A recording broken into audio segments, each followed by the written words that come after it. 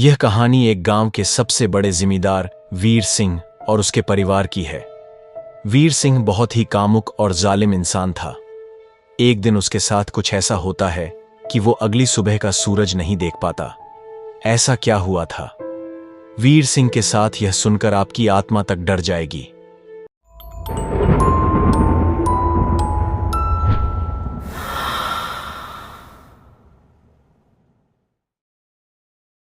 अमावस्या की घनी काली रात, काले बादल छाए हुए थे और गांव में कहीं कहीं पर कुत्ते भौंक रहे थे।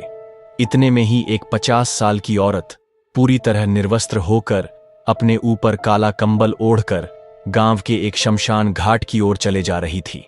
वहां पर जाकर उसने वह कंबल उतार दिया और वह बिल्कुल निर्वस्त्र होकर अपने आगे एक दीपक जलाकर और एक कली पत्थर की प्रतिमा रखकर कुछ मंत्र पढ़ रही थी। मंत्र पूरा होने के बाद पास में एक पत्र में खून रखा हुआ था। उसे खून को उसने वह काली पत्थर की प्रतिमा पर लगाया और बाकी बचा खून अपने पूरे शरीर पर लगा लिया। इतना करते ही एक काली परछाई उसके सामने आई और उसे बोलने लगी, वो दोनों मर जाएंगे, तुम चिंता मत करो और मेरी इस प्रतिमा को हरिदास की जमीन में जाकर गढ़ देना। आज वीर सिंह का 60 की उम्र में ही देहांत हो गया था। वह बहुत सुखी परिवार से थे। गांव के सबसे अमीर घर से होने की वजह से उनको गांव में बहुत इज्जत मिलती थी। वीर सिंह पहले से ही अमीर बाप की औलाद था, पर सारा धन उसने अपने लिए ही उपयोग किया था, यानी कि किसी को मदद के लिए कभी अपने धन का उपयोग नहीं करने दिया था। शमशान के रास्ते वीर सिंह की अर्थी जा रही थी। उसको कंधा उसके 2 लड़के दलीप कुमार और राजबीर सिंह ने दिया और बाकी गांव वाले साथ चल रहे थे। उसकी अंतिम यात्रा में गांव के बहुत से लोग शामिल हुए थे। यूं तो कोई वीर सिंह को पसंद नहीं करता था, पर वीर सिंह के जाने के बाद उनके लड़कों से अच्छा व्यवहार रखने पर कोई लाभ प्राप्त हो जाए, यह सोचकर वह वीर सिंह के बेटों को दिलासा दे रहे थे। वीर सिंह के दोनों बेटे उसको खेती में बहुत मदद करते थे। बड़ा बेटा 25 साल का था और छोटा 20 साल का।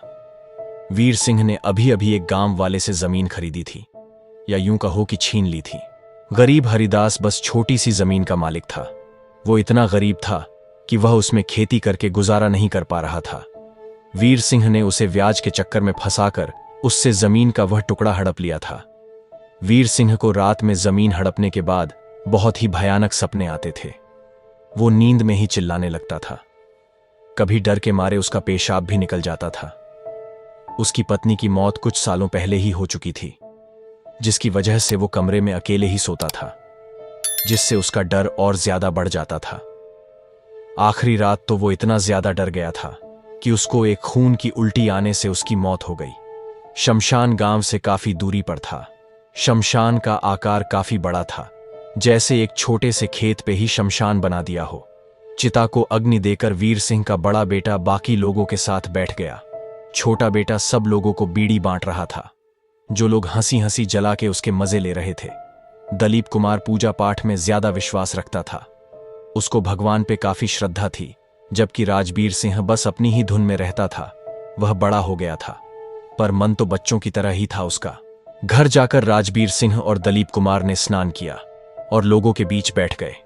दोनों भाइयों को पिता के देहांत से काफी दुख था। सब गांव वाले दोनों को दिलासा दे रहे थे। दोनों ने सुबह से कुछ नहीं खाया था। दलीप कुमार की पत्नी यानी राजबीर सिंह की भाभी ने राजबीर सिंह को थोड़ा सा समझकर भोजन खाने के लिए कहा। वीर सिंह के अंतिम दिनों का रहस्य कोई बता नहीं पा रहा था। कोई कहता था कि भूत प्रेत का मामला था, तो कोई कहता था मानसिक संतुलन हिल गया था। ऐसा बोलने वाले भी लोग थे जो बोलते थे कि वीर सिंह को उसके बुरे कर्मों की सजा मिली थी।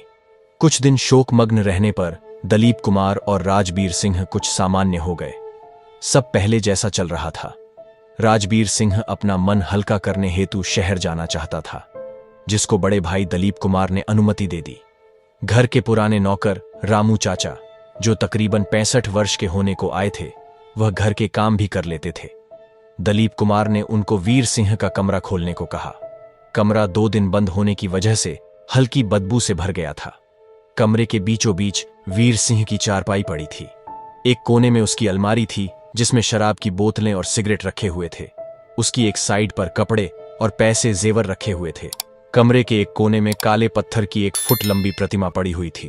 दलीप कुमार ने उसको हाथ में लिया, पर वह पहचान नहीं पाया कि वह किसकी प्रतिमा है। ज्यादा पुरानी होने की वजह से वह जर्जरित हो चुकी थी। रामू चाचा को पूछने पर उसने बताया कि वीर सिंह ने हफ्ते पहले जिस गरीब आदमी की जमीन हड़पी थी, उसी के खेत में से यह मूर्ति मिली थी, जो जमीन में खुदाई के वक्त निकली थी। जमीन शमशान के पास ही थी, या यूं कहें कि शमशान और उस जमीन के बीच कुछ छोटी छोटी पगडंडी थी बस। दलीप कुमार ने उस प्रतिमा को वहीं कोने में रख दिया और खेत की ओर चल दिया। वीर सिंह के कमरे को एक नौकर को रहने के लिए दे दिया गया, जो किस वजह से उस कमरे को 2 दिन में ही खाली करके भाग गया। उसको बहुत तेज बुखार आ गया और वह कुछ भी बोलने की स्थिति में नहीं था, बस उसके चेहरे पे भय दिखाई देता था। दलीप कुमार उस नौकर से मिला जो किसी भयानक अनुभव से गुजर चुका था। वह लगभग बेहोशी की हालत में था और बीच बीच में चीख दिया करता था। उसके परिवार वाले उसकी वजह से बहुत परेशान थे। दलीप कुमार ने उसके परिवार को कुछ पैसे दिए और अपने घर आ गया। उसकी पत्नी ने पानी पिलाया और वह अपने कमरे में यह सब घटनाक्रम के बारे में सोचने लगा। उसको उस काली पत्थर की प्रतिमा याद आई। उसने वीर सिंह का कमरा फिर खोला और उस प्रतिमा को देखने के लिए उस कोने की ओर देखा। पर आश्चर्य की बात थी कि वह मूर्ति वह से गायब थी और सबसे पूछताछ करने पर भी मालूम नहीं चला कि किसने भी यह कमरा खोला नहीं था। दलीप कुमार ने पूरे घर में और घर का आसपास छान मार पर मूर्ति वहां नहीं थी। वह शाम की पूजा के बाद अपनी पत्नी के साथ बैठा हुआ था। तभी किसी ने दरवाजा खटखटाया। यूं तो शाम को दरवाजा खुला ही रहता था, पर आज रामू काका ने बंद कर दिया होगा शायद। दलीप कुमार ने दरवाजा खोला तो बाहर ठंडी हवाओं के बिना कुछ भी नहीं था। दलीप कुमार को लगा शायद किसी ने मजाक कर दिया हो। दलीप कुमार का मन अभी शांत नहीं हुआ था। वह बाहर ही सोफे पे लेट गया। लेटते ही कब उसको नींद आ गई, उसको पता नहीं चला। ऐसा कहा जाता है कि जो भी आप दिन में देखते हो, कार्य करते हो या सोचते हो, वैसे ही स्वप्न रात को आते हैं। दलीप कुमार भी पूरा दिन पत्थर की प्रतिमा के बारे में ही सोच रहा था। उसने स्वप्न में देखा कि वह किसी सुनसान जगह पर सोया हुआ है। वह जगह ऐसी थी जहां प्रकाश बहुत ही कम मात्रा में आ रहा था। उसको पायल की आवाज आने लगी। वो उस ओर देखता है तो एक अत्यंत स्वरूपवान युवती उसकी ओर चली आ रही है। उसने इतनी सुंदर युवती अपनी पूरी जिंदगी में नहीं देखी थी। उस कन्या का पूरा शरीर गोरा था, आंखें नशीली थीं। दलीप कुमार बस उस ओर देखता रहता है। वह अपनी पत्नी के अलावा किसी भी औरत की तरफ ज्यादा ध्यान नहीं देता था। पर स्वप्न की बात अलग होती है। उस पर ना तो इंसान का नियंत्रण होता है, ना इंसान के मन का नियंत्रण होता है। वो लालच भरी निगाहों से उसको देखने लगता है। वह युवती भी कामुक नजरों से देखती हुई उसके नजदीक आ जाती है और अचानक दलीप कुमार का गला पकड़ लेती है। दलीप कुमार अचानक हुए इस हमले से सहम जाता है। देखते ही देखते वह युवती एक भयानक औरत में तब्दील हो जाती है, जो थोड़ी मोटी सी और बदबूदार थी। उसके दोनों होठों के कोनों से नुकीले दांत निकले हुए थे। वह लगभग निर्वस्त्र ही थी। उसका बदन पूरा श्याम वर्ण का था। उसके बाल अस्त व्यस्त होके हवा में थे। उसकी आंखें लाल थीं, जैसे आंखों में खून उतर आया हो। हाथों के नुकीले नाखून से दलीप कुमार को अपनी गर्दन पे दर्द होने लगा और सांस भी घुटने लगी। उसने पूरा जोर लगाकर चीख लगा दी। उसकी चीख सुनकर उसकी पत्नी कमरे से बाहर आ गई। दलीप कुमार स्वप्न में से बाहर आ चुका था, पर उसको अभी लगता था कि अभी अभी किसी ने जोरों से उसका गला दबाया हो। दलीप कुमार ने घड़ी में देखा, रात के 2 बजने को हुए थे। उसकी पत्नी ने उसको पानी पिलाया। रामू चाचा भी आवाज सुनकर बाहर आ चुके थे। दलीप कुमार ने अपने स्वप्न की बात दोनों से की। वह अब भी थोड़ा डरा हुआ था। दलीप कुमार ने अपनी गर्दन पे हाथ लगाया, जहां उसे जलन हो रही थी। वहां की चमड़ी थोड़ी सी उखड़ी हुई थी और खून की हल्की बूंदें भी निकल आई थीं। दलीप कुमार को बड़ा आश्चर्य हुआ कि सपने में लगी हुई चोट असल जीवन में भी कैसे असर दिखा सकती है। दलीप कुमार ने यह भी देखा कि सोफे के पास ही वह काले पत्थर की प्रतिमा आ चुकी थी। उसको समझ में नहीं आया कि इसे यह कौन लाया। उसने उसको फिर से वीर सिंह के कमरे में रखवा दिया। दलीप कुमार को बड़ी मुश्किल से नींद आई थी, जो सुबह सुबह हो रही आवाजों से खुल गई। वो बड़ी मुश्किल से चलता हुआ, आंखें अधखुली सी रखे हुए, अपने कमरे में से बाहर आया। दलीप कुमार की पत्नी ने उसको बताया कि रामू चाचा, जो कि घर के सबसे पुराने और इकलौते नौकर थे, वह नहीं रहे। दलीप कुमार को बड़ा दुख हुआ। वह जल्दी से रामू चाचा के कमरे की ओर भागा। दलीप कुमार की नींद यह खबर सुनकर पूरी तरह से उड़ चुकी थी। दलीप कुमार ने देखा रामू चाचा के कमरे के बाहर पड़ोसी और कुछ गांव के लोग जमा हुए थे और जिसे जो मन में आए वह तर्क कर रहा था। दलीप कुमार ने सबको शांत रहने को बोला और वह रामू चाचा को देखने लगा। वह घर की छत को देखते हुए अपनी चारपाई पे लेटे हुए थे। आंखें ऊपर की ओर देख रही है, पर उनमें जान बाकी नहीं थी। अब रामू चाचा के मुंह के एक कोने से खून निकल रहा था, जो अब सूख चुका था। दलीप कुमार को लगा किसी ने इनकी जान ली होगी, पर घर में तो उसकी पत्नी और उसके अलावा कोई नहीं था। रामू चाचा के चेहरे पर मरने के बाद भी दर्द साफ दिखाई दे रहा था। उसी गांव का एक वैद्य उधर ही था। उसने बोला कि रामू चाचा की मौत सांस रुक जाने से और शरीर के अंदरूनी चोट लगने से हुई है। पसलियां टूट चुकी हैं। वह टूटी हुई हड्डियां दिल और फेफड़ों में लगने से अंदरूनी चोट लगी है। दलीप कुमार और बाकी गांव वाले यह सब सुनकर सहम से गए थे। किसी ने बताया कि गांव में भूत प्रेत का कहर शुरू हो गया है। किसी ने रात के अंधेरे में चुड़ैल को भी देखा है। दलीप कुमार को बार बार उस प्रतिमा पे शक हो रहा था। वह एक कोने में निश्वेत बनी पड़ी हुई थी, पर फिर भी दलीप कुमार को उस प्रतिमा से डर लगने लगा था। उसको लग रहा था कि सारी समस्या की जड़ यही प्रतिमा है। दलीप कुमार अब घर पे कम ही रहता था। वीर सिंह के जाने के बाद खेती और काम की सारी जिम्मेदारी अब उस पे आ चुकी थी। घर में दलीप कुमार की पत्नी भी सारे घर का बोझ नहीं उठा पाती थी, तो उन्होंने गांव वालों से कहा अगर कोई उसके घर का काम कर दे तो वह नौकरी पे रखने के लिए तैयार था। अजीब बात थी कि ज्यादा तनख्वाह देने पर भी कोई उसके घर नौकरी करने के लिए तैयार नहीं था। गांव में यह बातें होने लगी थीं कि उसके घर पे किसी शक्ति का शाप उतरा है। बड़ी मुश्किल से एक पति पत्नी उसके घर रहने और काम करने को राजी हुए, जो योगी और मोहिनी थे। योगी दलीप कुमार की ही उम्र का था, जो दलीप कुमार की जमीन पे ही खेती का काम करता था। नौकरी के बाद ही उसे खेत का काम करना था। जबकि मोहिनी, जो कि योगी से 10 साल बड़ी थी, वह घर का काम करने के लिए राजी हुई थी। मोहिनी का पहला पति किसी रोग की वजह से मर गया था। तब योगी, जो कि मोहिनी का चचेरा देवर था, उसके साथ उसने शादी की थी। मोहिनी ने इस दुनिया में अकेली औरत को पड़ने वाली मुश्किलों के बारे में बहुत अच्छी तरह से पता था। इसीलिए उसके सास ने थोड़ा सा जोर देने से ही वह योगी के साथ शादी करने को तैयार हो चुकी थी। योगी के खेत जाते ही मोहिनी घर का काम करने लगी।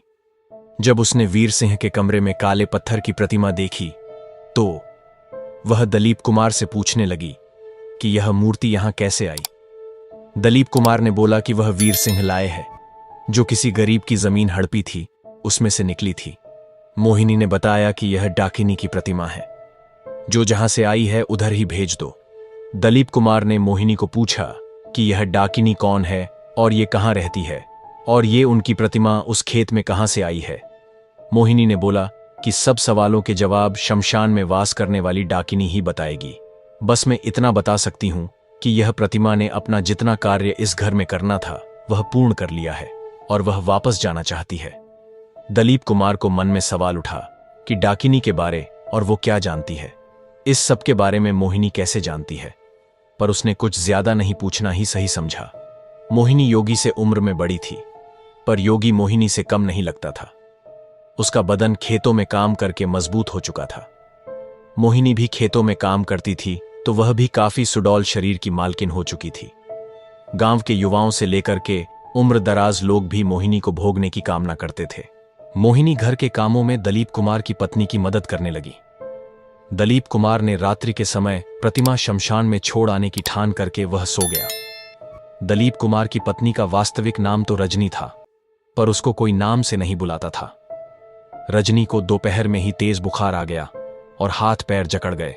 उसके मुंह से आवाज नहीं आ रही थी, वह बस गूं गूं की आवाज निकाल रही थी, जैसे किसी अदृश्य शक्ति ने उसको जकड़ लिया हो। दलीप कुमार की नींद खुल चुकी थी। वह अपनी पत्नी की यह हालत देखकर घबरा गया था। उसने मोहिनी को आवाज लगाई और वैद्य को बुलाने को कहा।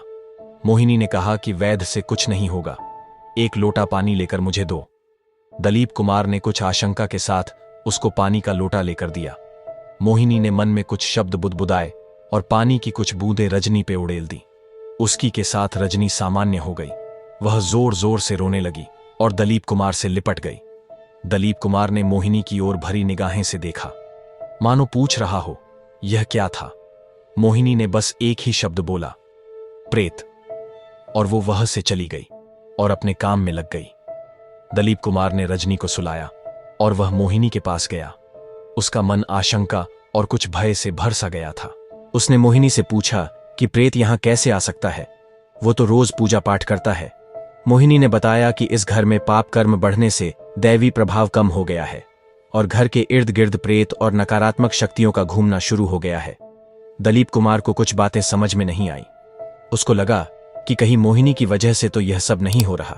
उसने मोहिनी से पूछा कि वह प्रेतों के बारे में कैसे जानती है और उसने प्रेत को कैसे भगाया, जिसके उत्तर के रूप में मोहिनी ने बस हल्का सा मुस्कुरा दिया। दलीप कुमार फिर भी वहां खड़ा रहा, मानो वह मोहिनी से उत्तर चाहता हो और उसके बिना वह जाएगा नहीं। मोहिनी ने बताया कि वह पहले शमशान में प्रतिमा छोड़ के आए, वहां सब प्रश्नों के उत्तर मिलेंगे। रात्रि हो चुकी थी। दलीप कुमार साथ 3-4 लोगों को लेकर जाने की तैयारी कर रहा था। उसमें योगी भी शामिल था। वह प्रतिमा एक ठेले में रखकर जैसे ही घर की चौखट पार करने को हुए, मोहिनी ने उसको रोक दिया। मोहिनी ने बोला कि दलीप कुमार को अकेले ही शमशान जाना होगा और वह भी मध्य रात्रि के समय, और अगर डाकिनी को मिलना है तो कुछ भोग भी लेकर जाना, वरना वह क्रोधित हो जाएगी। इतना कहकर मोहिनी अपने कमरे में चली गई। दलीप कुमार ने बाकी लोगों को अपने अपने घर विदा कर दिया और मध्य रात्रि होने का इंतजार करने लगा। दलीप कुमार को मानो नींद नहीं आ रही थी। रजनी भी अपने पति की चिंता कर रही थी। वह भी दलीप कुमार के साथ जाना चाहती थी, पर दलीप कुमार जोखिम लेना नहीं चाहता था। स्त्री हट के आगे पुरुष परास्त हो ही जाता है। लाख मना करने पर भी जब रजनी नहीं मानी तो दलीप कुमार उसको भी साथ ले जाने को तैयार हो गया। सच बात तो ये थी कि दोपहर को जो घटना हुई, इसकी वजह से रजनी डरी हुई थी और वो घर पे अकेले रहना नहीं चाहती थी। मध्य रात्रि के समय दलीप कुमार और रजनी शमशान के रास्ते चल दिए। दलीप कुमार और रजनी गांव से गुजर रहे थे। सभी गांव वाले सो चुके थे। गांव में लोग खेतों में काम करते हैं। वह थकान की वजह से जल्दी ही सो जाते और सुबह जल्दी से उठ भी जाते हैं। कोई कोई कुत्ता उनकी ओर देखकर भौंकता और जब पहचान जाता कि गांव के ही लोग हैं तो फिर सो जाता। दलीप कुमार अपने हाथ में सामग्री की थैली लिए चल रहा था। वह जल्दी से श्मशान पहुंचने की जल्दी में था। रजनी भी रात के अंधेरे से डर रही थी, इसलिए वह दलीप कुमार के साथ चलने की कोशिश कर रही थी। यूं मानो कि वह लगभग भाग ही रही थी। रजनी के हाथ में एक थैली थी जिसमें काले पत्थर की प्रतिमा थी। रजनी कोशिश कर रही थी कि वो दलीप कुमार के साथ चल सके। थोड़ी पीछे रह जाने से भी उसको डर लग रहा था। रास्ता अब गांव के बाहर आ चुका था। खुली जगह आने से ठंडी हवाओं का एहसास होने लगा था। रास्ते के दोनों ओर खेतों में फसल लहरा रही थी। रजनी के हाथ दुख रहे थे। वह अपने हाथ को आराम देने के लिए बारी बारी अपने हाथ में थैली बदल रही थी। दलीप कुमार ने कहा कि अब शमशान पास में ही है, तो रजनी को एक बात से राहत हुई कि उसको ज्यादा चलना नहीं पड़ेगा, और शमशान पास में था तो डर की लहर बदन में दौड़ गई। शमशान की सीमा में प्रवेश करते ही एक भारीपन का एहसास दोनों को होने लगा। एक अजीब सी शांति फैली हुई थी। हवाई चलने से मुर्दों के जलने के बाद की राख की अजीब सी बदबू आ रही थी। शमशान के एक कोने में जहां थोड़ी साफ जगह थी, वहां दलीप कुमार ने बैठने का निर्णय किया। वह वहां बैठा और रजनी को भी बैठने के लिए बोला। वह जगह कोने में होने से दो तरफ कांटेदार झाड़ियों की दीवार थी। यह उसको सुरक्षित अनुभव हो रहा था। दलीप कुमार पत्थर की प्रतिमा को शमशान में स्थापित करके जितना हो सके यहां से भागना चाहता था। उसको एक तो अपनी पत्नी की चिंता थी और दूसरा उसको खुद को भी डर लग रहा था। दलीप कुमार ने काले पत्थर की प्रतिमा को जमीन पे खड़ा कर दिया। सामने एक दीपक जला दिया। मिठाई को एक कागज के टुकड़े में रख के डाकिनी को भोग लगा दिया। हवाएं तेज थीं तो जलाया हुआ दीपक बुझ गया। दलीप कुमार ने फिर से दीपक जलाया और रजनी को यहां से जल्दी निकलने को बोला। दोनों तेजी से शमशान से बाहर निकलने को हुए। उनके पैरों की गति तेज थी। पैरों के नीचे अझली और झलके कोयला बनी हुई हड्डियों के टूटने की आवाज से रजनी की धड़कन काफी तेज हो चुकी थी। वह दौड़ के बाहर निकल जाना चाहती थी। दोनों पति पत्नी शमशान से बाहर निकले ही वाले थे। वह शायद 50 मीटर की दूरी पे थे कि एक औरत उनको दिखाई दी, जो शमशान के दरवाजे पे ही खड़ी थी। दोनों वहीं रुक गए। दोनों के पैर मानो वहीं पे जम गए। हो वह उन दोनों के सामने मूर्तिवत खड़ी होकर मुस्कुरा रही थी। मानो दोनों का रास्ता रोकने वाली हो। वह औरत 25 वर्ष की आयु की लग रही थी। दलीप कुमार और रजनी ने इससे पहले इसको यहां नहीं देखा था। वह अत्यंत स्वरूपवान थी।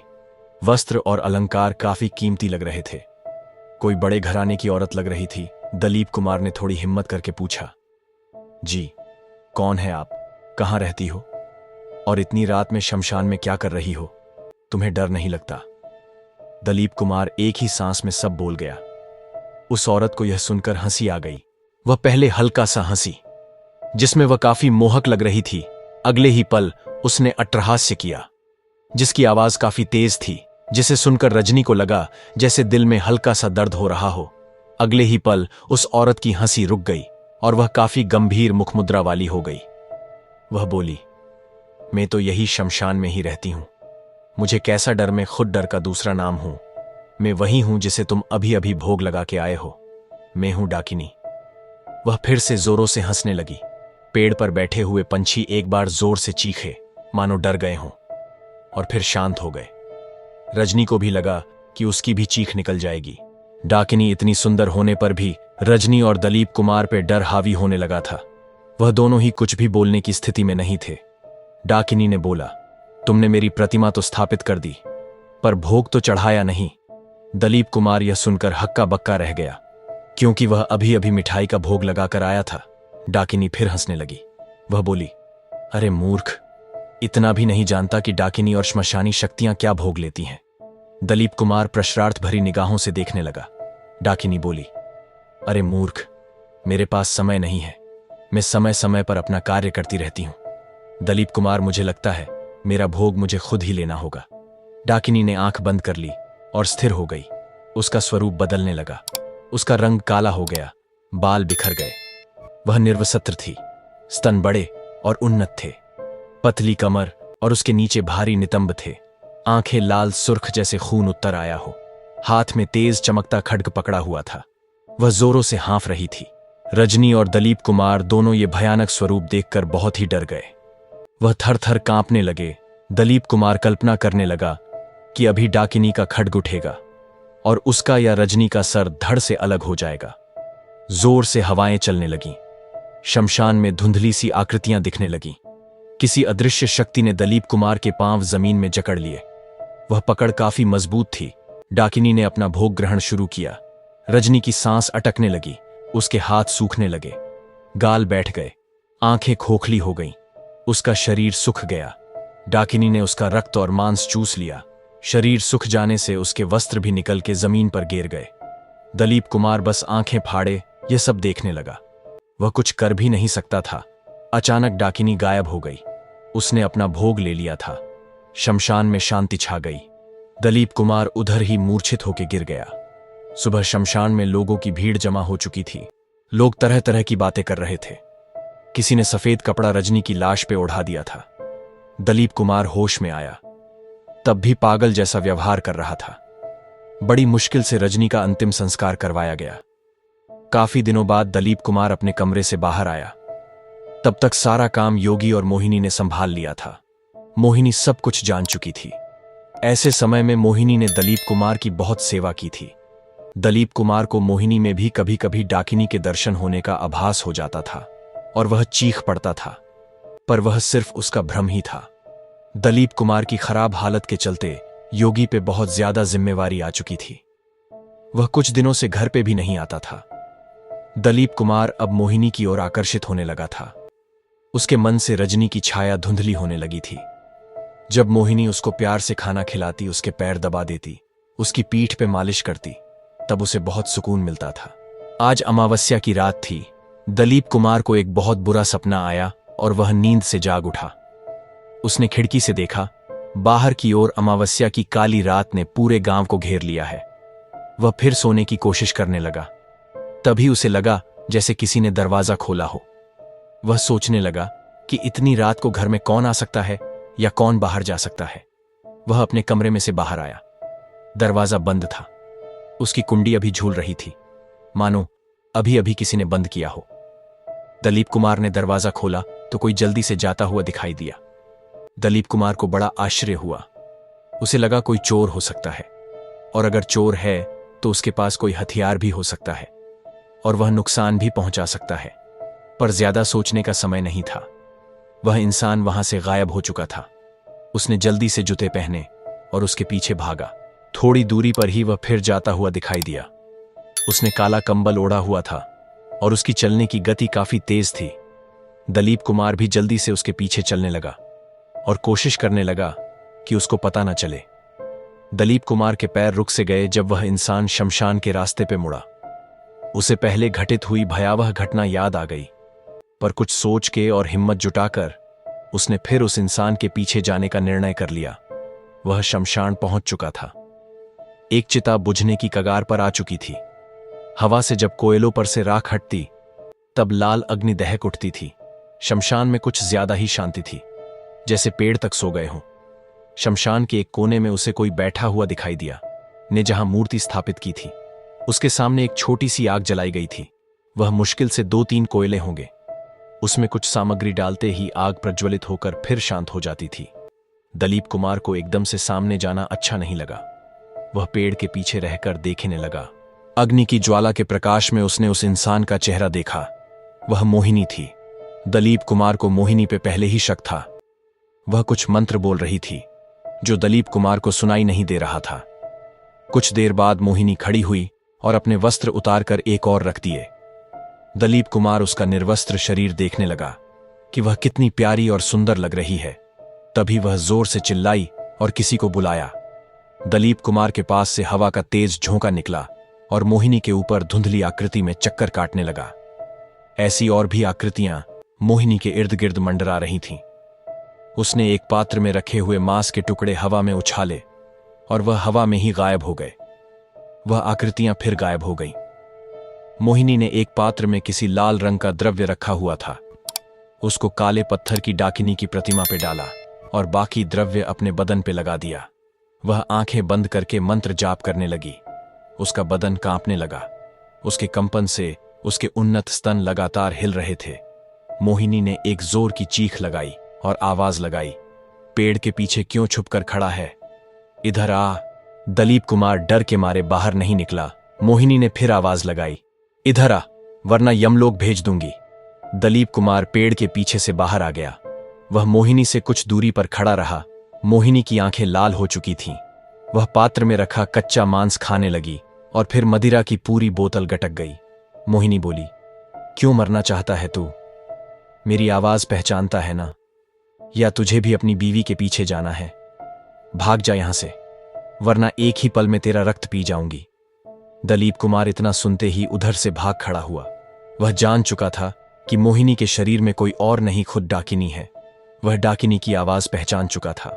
दलीप कुमार घर पहुंचा तो वह जोरों से हाँफ रहा था। उसकी सांसें फूल गई थीं। शरीर में कहीं कहीं झाड़ी लगने से खून की हल्की सी बूंद निकल आई थी। वह जल्दी से अपने कमरे में गया और सोने की कोशिश करने लगा, पर नींद नहीं आ रही थी। आंख बंद होते ही भयानक दृश्य आंखों के सामने आ जाता था। काफी रात हो चुकी थी। फिर से दरवाजा खुलने की आवाज आई। मोहिनी शमशान से वापस आ चुकी थी। मोहिनी अगली सुबह देर से उठी। आज दलीप कुमार उससे जवाब मांगना चाहता था कि यह सब वह क्यों कर रही है। दलीप कुमार को पूछने की बहुत जल्दी थी। मोहिनी अपने कमरे में ध्यान में बैठी थी। उसकी आंखें बंद थीं। दलीप कुमार बोला, मुझे पता चल गया है, तुम काली शक्तियों की साधना करती हो। मेरे पिता और नौकर की हत्या भी तुम्हारी वजह से ही हुई है, ऐसा मुझे लगता है। क्यों किया यह सब तुमने? जवाब दो। मोहिनी ने दलीप कुमार को बैठने के लिए बोला। वह बोली, सारे सवालों के जवाब डाकिनी ही दे देती अगर वह तुम पर प्रसन्न होती, पर तुमने डाकिनी को नाराज करके अपनी पत्नी को ही खो दिया। पर अब मुझे लगता है सारे जवाब देने का समय आ गया है। दलीप कुमार मोहिनी के सामने ही बैठ गया। उसके चेहरे पे नाराजगी और आशंका साफ दिखाई दे रही थी। मोहिनी ने दलीप कुमार के माथे पे अपना अंगूठा दबाया और दलीप कुमार को सर में हल्का सा दर्द हुआ। उसे लगा वह बेहोश हो रहा है। उसने मुश्किल से अपने आप को संभाला। उसके सामने तरह तरह के दृश्य आ जा रहे थे, जिसमें उसके पिता वीर सिंह की करतूतें दिखाई दे रही थीं। वीर सिंह ने गांव की कई औरतों और कुंवारी कन्या को पैसों की लालच देकर या जोर आजमाइश करके शरीर भोगा था। वीर सिंह बहुत ही कामुक पुरुष था। एक अमावस्या की रात को जब मोहिनी निर्वस्त्र होकर शमशान में साधना कर रही थी, तब वीर सिंह और रामू चाचा ने उसको देखा। वीर सिंह ने जब निर्वस्त्र मोहिनी को देखा तब उसको भोगने की तीव्र इच्छा वीर सिंह के दिमाग में आ चुकी थी।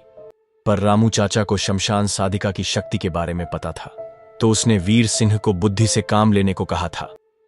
वीर सिंह ने वहीं पास के जंगल में रहने वाले तांत्रिक से संपर्क किया था, जो धन की चमक देखकर वीर सिंह का साथ देने को तैयार हो चुका था।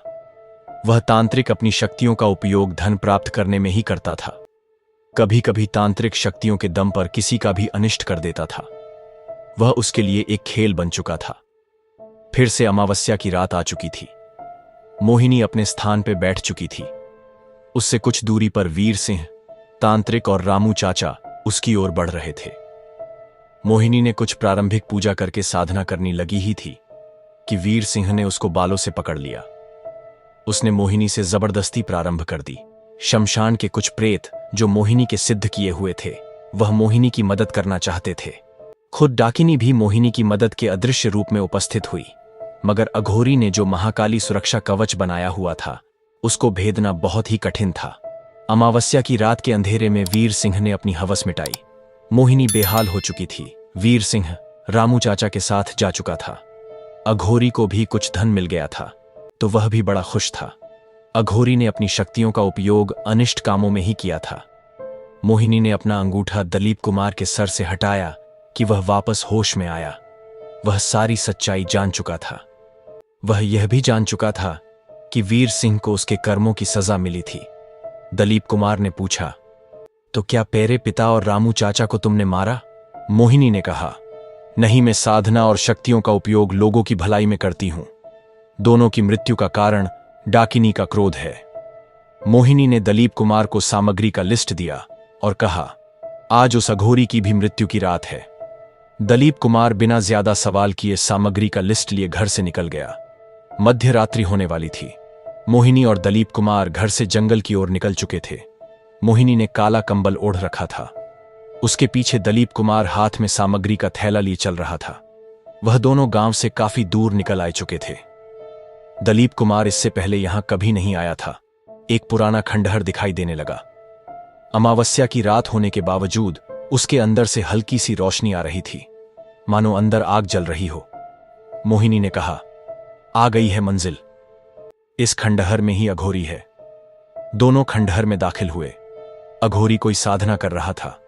उसके पास से महाकाली की शक्ति अब जा चुकी थी। यूं कहे कि उसका पाप का घड़ा भर चुका था और देवी ने उसका साथ अब छोड़ दिया था। वह अब कुछ भूत प्रेतों को वश में करके अपनी शक्ति बढ़ा रहा था। अघोरी आंखें बंद करके कोई मंत्र जाप कर रहा था। मोहिनी उसके सामने ही बैठ गई। उन दोनों के बीच कोई 10-15 फीट की दूरी होंगी। मोहिनी ने कंबल एक और रख दिया। अंदर से वह पूर्णतः निर्वस्त्र थी। उसने एक दीपक जलाया, पूजा सामग्री को अपने शरीर पे लगाया और वह कांपने लगी। डाकिनी अब मोहिनी के अंदर जाग चुकी थी। मोहिनी के शरीर में डाकिनी हुंकार करने लगी। अघोरी भी जान चुका था कि आज उसकी मृत्यु निश्चित है। फिर भी उसने अपने वश में किए हुए प्रेतों को मोहिनी का सामने करने भेजा। मोहिनी की दृष्टि पड़ते ही सारे प्रेत आग में जलने लगे और भाग खड़ हुए। अघोरी के पास अब कोई रास्ता नहीं था। वह बलि के लिए रखा हुआ खड्ग लेकर मोहिनी के सामने भागा। मोहिनी के शरीर में जाग उठी। डाकिनी बहुत गुस्से में थी। अघोरी अपनी जगह पर ही स्थिर हो गया। बस कुछ पलों में ही उसका रक्त और मांस डाकिनी ने चूस लिया। वह हड्डियों का पिंजर बन के जमीन पर गिर पड़ा। मोहिनी भी बेहोश होकर गिर पड़ी। दलीप कुमार मोहिनी को लेकर घर आ गया। मोहिनी का कार्य अब पूर्ण हो चुका था। वह योगी को दलीप कुमार की सेवा में छोड़कर किसी अनजान राह पर चल पड़ी। अगर आपको हमारी यह कहानी पसंद आए तो वीडियो को लाइक और सब्सक्राइब जरूर करें। अपनी राय और अनुभव कमेंट्स में हमारे साथ साझा करें।